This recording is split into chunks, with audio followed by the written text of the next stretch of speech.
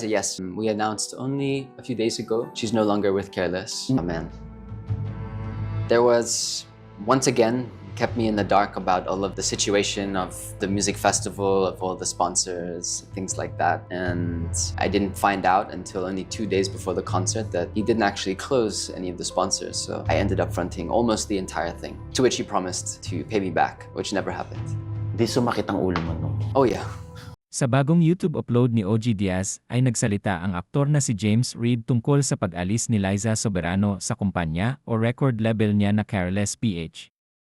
Sinabi ng aktor na desisyon ni Liza Soberano ang umalis sa kumpanya niya. Sinabi ng aktor na mas focus si Liza sa career niya sa US kesa sa Pilipinas kaya napagpasyahan ng aktres na umalis. We had different career paths, I think. And she has her own co-management sa LA. She's really focused there. So it didn't really make sense for us. Dagdag pa ni James. We wish her all the best with her career in LA. With all of her international projects, everything she's doing. You know, I just wanted her to know may babalikan siya dito sa Pilipinas. The Careless team is always here for her no matter what.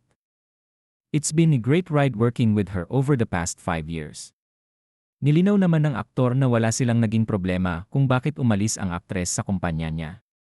Ang dahilan di umano ng paglabas nila ng press statement ay para sa mga maling haka-haka na kesyo may problema. There was already so many rumors coming out. May problema ba?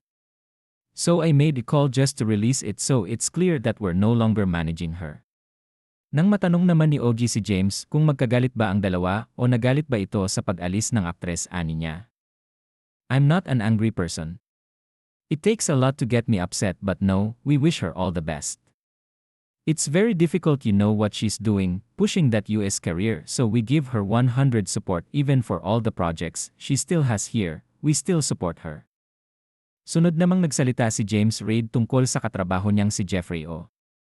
Na siyang former manager din ni Liza Soberano sa record label niya na niloko siya. I've been working with them for a very long time. And it turned out he wasn't a person he said he was. Sinabi ng aktor na mahigit 100 milyong piso ang utang ni Jeffrey O sa kanya at hindi pa kabilang ang halagang nakuha sa iba pang companies na niloko rin nito.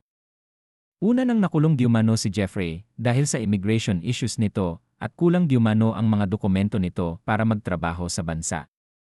Ibinahagi rin ni James Reid ang isa sa mga problemang idinulot nito sa kanya na sobrang nagpasakit ng ulo niya nang nagkaroon ng music festival ang Careless sa Cebu at si Jeffrey ang in charge. He was the one in charge. Once again, kept me in the dark about all of the situation of the music festival of all the sponsors and things like that and didn't find out until only 2 days before the concert. That he didn't actually close any of the sponsors so ended up fronting almost the entire thing to which he promised to pay me back which never happened. I think siguro yun yung pinaka-stressful moment of my career. But I mean in the end of the day, I think his true colors showed and that he's a fraud. I'm very happy that he's gone now. And our entire team, our staff, everyone is a lot happier that he's out of the picture. And things are starting to make sense.